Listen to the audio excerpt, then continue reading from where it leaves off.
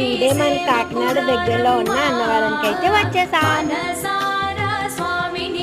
So మన శ్రీ సత్యనారాయణ స్వామిని దర్శించాలి అంటే సో అక్కడ ఎదురుకుండా కనిపిస్తున్న కొండపైకి ఎక్కాలి. అయితే మనం కింద నుండి ఆటో, బస్ అండ్ ఫెసిలిటీస్ అయితే మనకు ఉన్నాయి. సో మేమైతే స్టెప్స్ మీద నుంచి వెళ్ళాం.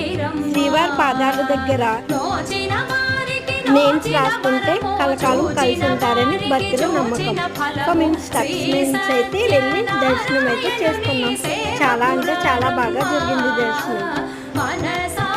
సో దర్శనం అంతా అయిపోయిన తర్వాత స్వామివారి ప్రసాదం సేకరించి